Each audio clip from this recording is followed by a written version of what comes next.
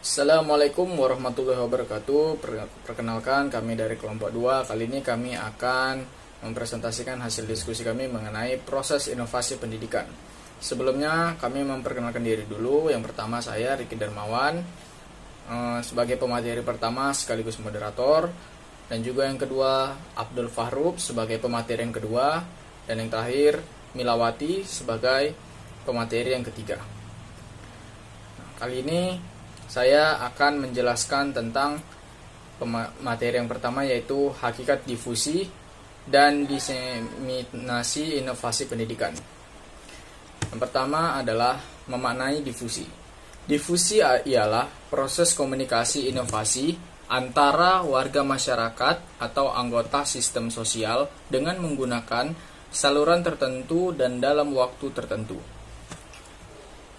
Komunikasi dalam definisi ini ditekankan dalam arti terjadinya saling tukar informasi atau hubungan timbal balik antar beberapa individu, baik secara memusat maupun memencar, yang berlangsung secara spontan. Dengan adanya komunikasi ini, terjadi kesamaan pendapat antar warga masyarakat tentang inovasi. Terjadi difusi merupakan salah satu tipe komunikasi, yaitu komunikasi yang mempunyai ciri pokok. Pesan yang dikomunikasikan adalah hal yang baru. Nah, menurut Rogers, pada tahun 1983 membedakan antar sistem difusi sentralisasi dengan sistem difusi desentralisasi. Dalam sistem difusi sentralisasi, penentuan berbagai hal seperti waktu dimulainya difusi inovasi dengan saluran apa, siapa yang akan menilai hasilnya, dan sebagainya dilakukan oleh sekelompok orang tertentu atau pimpinan agen pembaharu.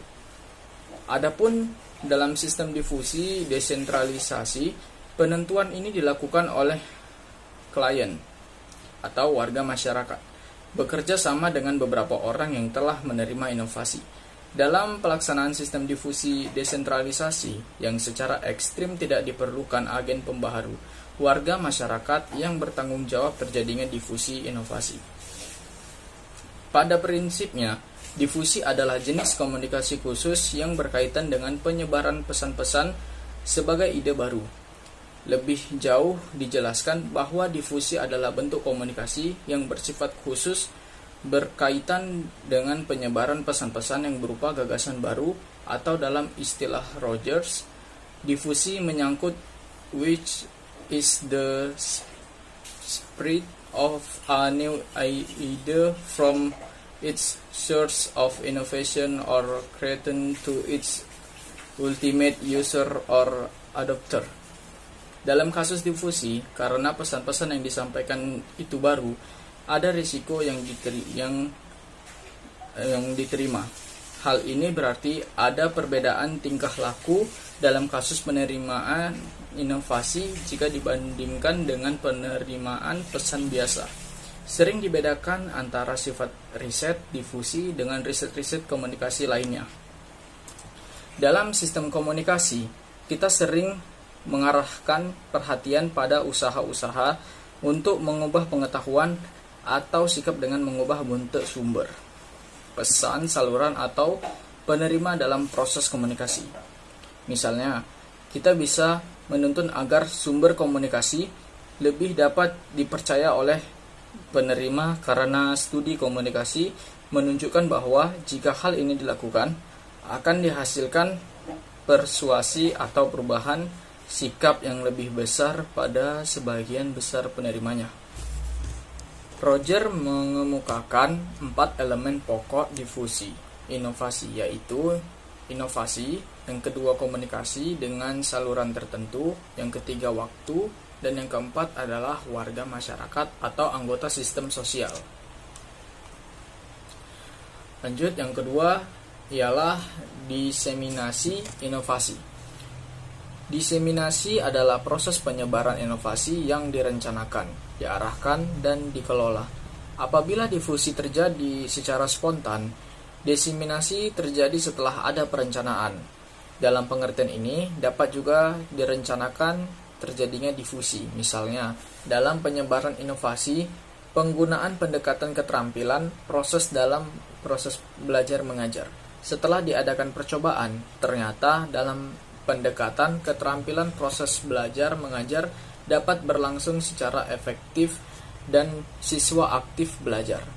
Selanjutnya, hasil percobaan itu perlu didesiminasikan untuk menyebarluaskan cara baru tersebut dengan cara menatar beberapa guru dengan harapan terjadi juga difusi inovasi antar guru di sekolah masing-masing.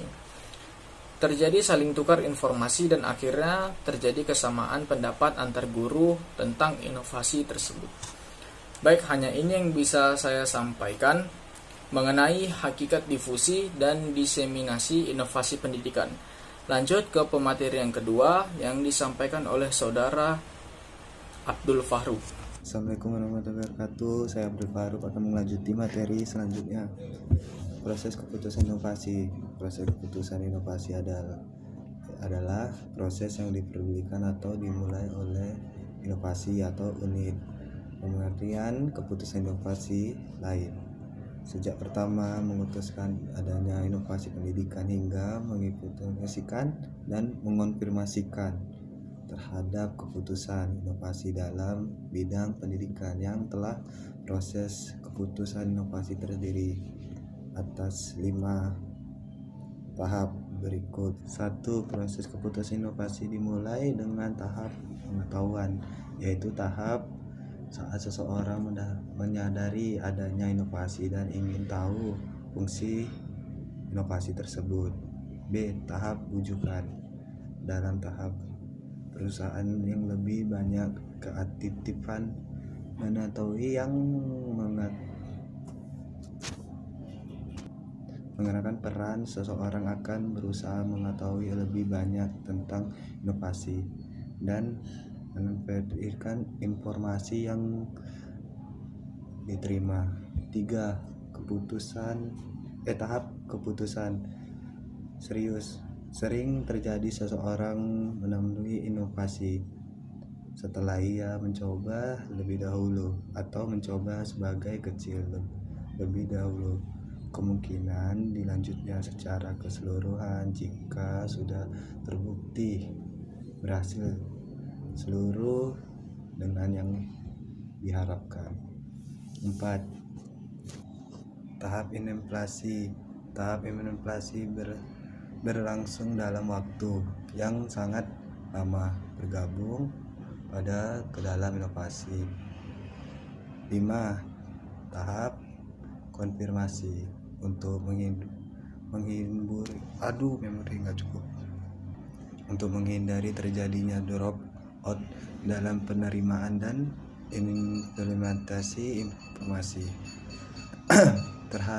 Pernahkah agen berhadap sangat dominan? Itu aja bisa dijelaskan. Terima kasih. Jika ada saya kata-kata yang salah, mohon maaf. Kepada Allah saya mohon ampun. Wassalamualaikum warahmatullahi wabarakatuh. Baik, terima kasih atas penyampaiannya dari Saudara Abdul Fahruk. Lanjut ke pemateri terakhir yang disampaikan oleh Saudara Milawati. Assalamualaikum warahmatullahi wabarakatuh. Saya Milawati akan melanjutkan presentasi materi yang ketiga, yaitu faktor-faktor yang mempengaruhi dan menghambat proses inovasi pendidikan. Yang pertama, faktor yang mempengaruhi inovasi pendidikan. Berikut ini akan dimukakan beberapa faktor yang cukup berperan mempengaruhi inovasi pendidikan. Yang pertama, visi terhadap pendidikan. Pendidikan merupakan persoalan asasi bagi manusia sebagai makhluk yang dapat dididik dan harus dididik yang akan tumbuh menjadi manusia dewasa dengan proses pendidikan yang dialaminya.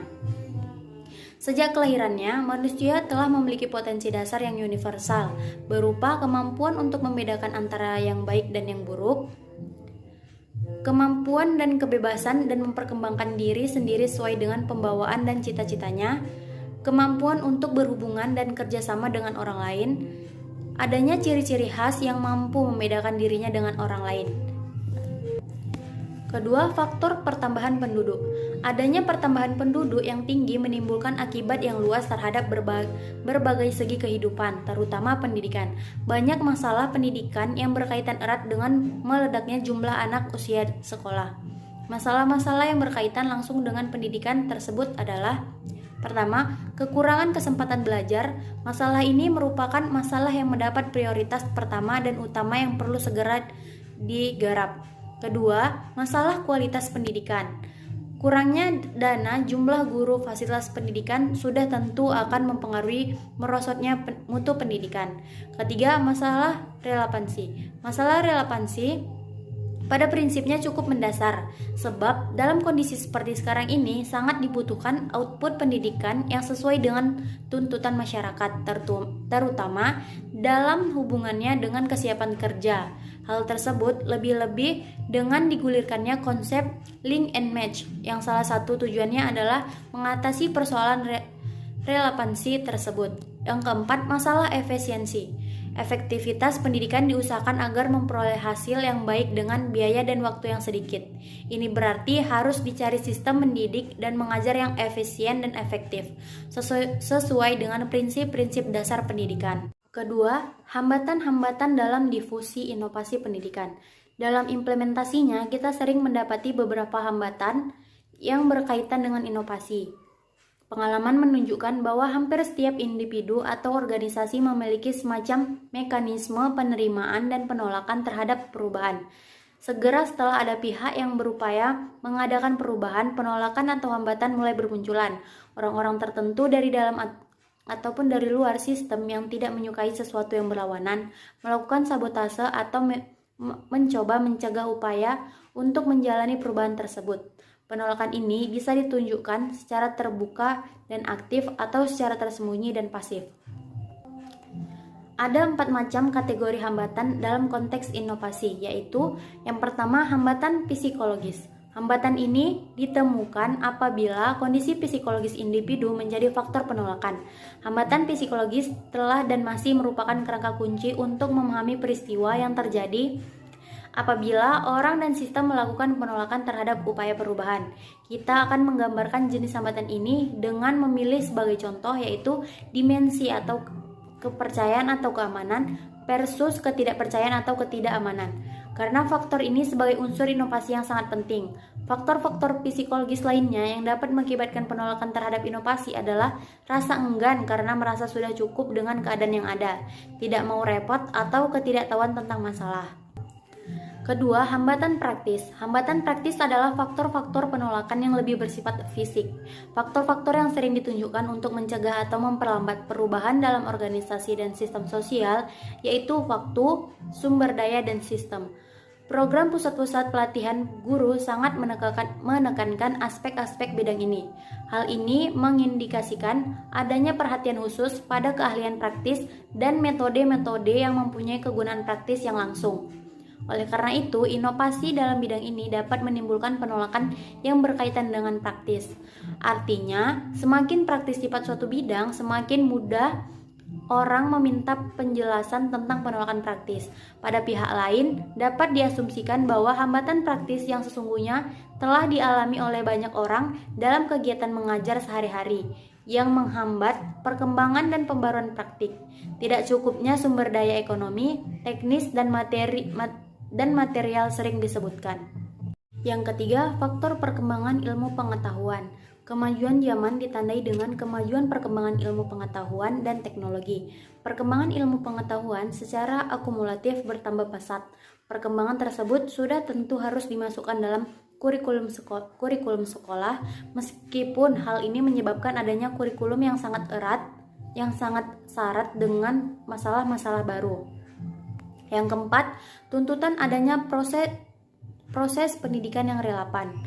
Sebagaimana telah dijelaskan sebelumnya, bahwa salah satu tuntutan diadakannya inovasi di dalam pendidikan adalah adanya relevansi antara dunia pendidikan dengan kebutuhan masyarakat atau dunia kerja. Berkenaan dengan hal tersebut, pendidikan dapat diperoleh baik di sekolah maupun di luar sekolah. Cukup banyak pendidikan yang berhasil justru tidak dapat diperoleh di sekolah, terutama yang bersifat pengembangan profesi dan keterampilan, seperti pengembangan karir, profesi tertentu, dan sebagainya. Dalam mempersiapkan proses pendidikan yang relevan sesuai dengan perkembangan zaman, sistem pembelajaran harus disesuaikan agar tidak ketinggalan dan mampu mencetak output yang mempunyai kualitas tinggi serta mampu bersaing dengan dunia internasional. Yang ketiga, hambatan kekuasaan dan nilai. Hambatan nilai melibatkan kenyataan bahwa suatu inovasi mungkin selaras dengan nilai-nilai, norma, dan tradisi yang dianut orang-orang tertentu, tetapi mungkin bertentangan dengan nilai-nilai yang dianut orang lain.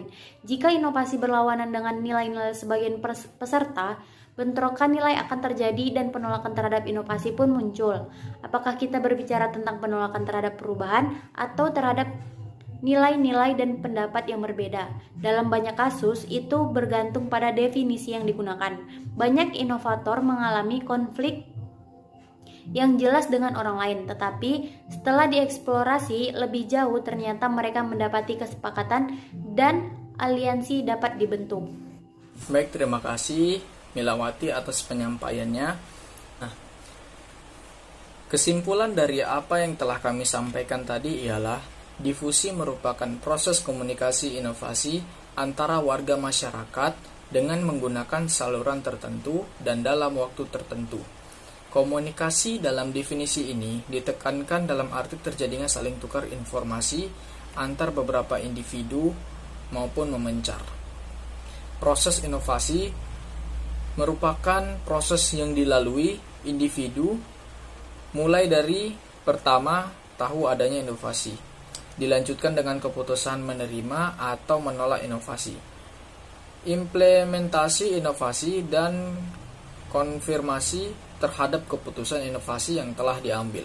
Proses keputusan inovasi tidak berlangsung seketika, tetapi merupakan serangkaian kegiatan yang berlangsung dalam jangka waktu tertentu, hingga individu atau organisasi dapat menilai gagasan yang baru itu sebagai bahan pertimbangan untuk selanjutnya menolak atau menerima inovasi dan menerapkannya. Nah, faktor yang mempengaruhi inovasi pendidikan ialah visi terhadap pendidikan, faktor pertambahan penduduk, faktor perkembangan ilmu pengetahuan, dan adanya proses pendidikan yang relevan. Hambatan-hambatan dalam difusi inovasi yaitu hambatan psikologis, hambatan praktis, dan hambatan kekuasaan dan nilai. Baik, hanya itu yang bisa kami sampaikan mengenai proses inovasi pendidikan. Apabila kami ada salah kata atau kurangnya penyampaian yang kami jelaskan, kami mohon maaf. Kepada Allah kami mohon ampun. Dan terima kasih bagi teman-teman yang sudah menonton video ini. Semoga para pendengar bisa memahami tentang materi yang kami sampaikan. Kami akhiri, wassalamualaikum warahmatullahi wabarakatuh.